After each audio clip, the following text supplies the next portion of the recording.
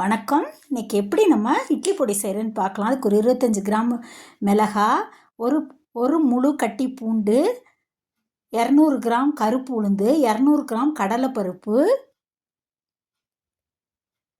கருவேப்பிலை ஒரு கைப்பிடி அளவு காய வச்சுருக்கேன், ஒரு ஸ்பூன் கருப்பு எள்ளு, கொள்ளு ஒரு 150 கிராம் எடுத்திருக்கேன், கட்டி பெருங்காயம் கொஞ்சம். இப்போ நம்ம ஒன்று ஒன்றா நல்லா வறுத்து எடுத்துக்கலாம். நல்லா கருப்பு உளுந்தை போட்டு இந்த தோலோடு சேர்த்து நல்லா இங்கே பாருங்கள், இந்த பதத்துக்கு நல்ல சிவப்பான பதத்துக்கு வறுத்துக்கணும். வறுத்துட்டு இப்போ நம்ம தட்டில் கொட்டி ஆற வச்சிடலாம். அடுத்து கடலைப்பருப்பை வறுக்கிறேன். அதுவும் நல்ல இந்த செவந்த பதத்துக்கு வறுத்தா தான் இட்லி பொடி நல்ல டேஸ்ட்டாக இருக்கும். இந்த மாதிரி பாருங்கள், நான் கரண்டியில் எடுத்து காட்டியிருக்கேன் பாருங்கள், அந்த பதத்துக்கு வறுக்கணும். பாருங்கள், இப்படி செவந்த பதத்துக்கு வறுத்தா தான் நல்லா டேஸ்ட்டாக இருக்கும். அதே மாதிரி கொள்ளையும் நல்லா வறுத்துக்கணும். நம்ம கொள்ளெல்லாம் சாதாரணமாக சேர்த்துக்க மாட்டோம் டெய்லி. இப்போ இட்லி பொடியில் நம்ம சேர்த்துக்கிட்டோன்னா ரொம்ப சத்து, டேஸ்ட்டும் சூப்பராக இருக்கும். ஒரு ஸ்பூன் மிளகு, ஒரு ஸ்பூன் ஜீரகம், இதையும் வறுத்து போட்டுக்கிட்டு நம்ம இப்போ கட்டி பெருங்காயத்தை போட்டுக்கலாம். இதுக்கெல்லாம் கட்டி பெருங்காயம் போட்டால் தான் நல்லாயிருக்கும் வாசமாக.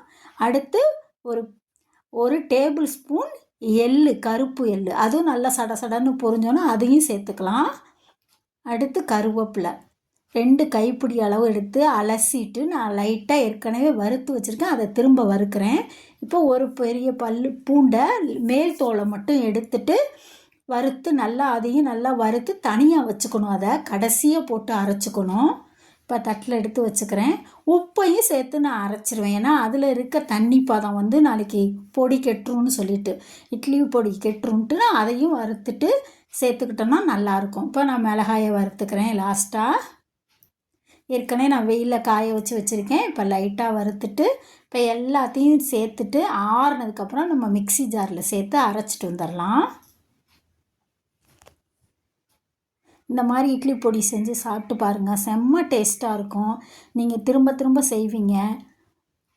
இப்போ பாருங்கள், இப்போ லாஸ்ட்டாக ஒரு இது அரைச்சிட்டேன். அடுத்த இதில் பூண்டு பல்லை சேர்த்து நல்லா அரைச்சிட்டு வந்துட்டோன்னா நம்ம வறுத்தனால ஆறுனதுக்கப்புறம் அது நல்லா அரைப்பட்டுரும். இந்த மாதிரி டேஸ்ட்டான இட்லி பொடி நீங்களும் செஞ்சு சாப்பிட்டு பாருங்கள். சாப்பிட்டு பார்த்துட்டு எங்கள் சேனல் பிடிச்சிருந்தா சப்ஸ்கிரைப் பண்ணுங்கள், லைக் பண்ணுங்கள், ஷேர் பண்ணுங்கள். தேங்க்ஸ் ஃபார் வாட்சிங்.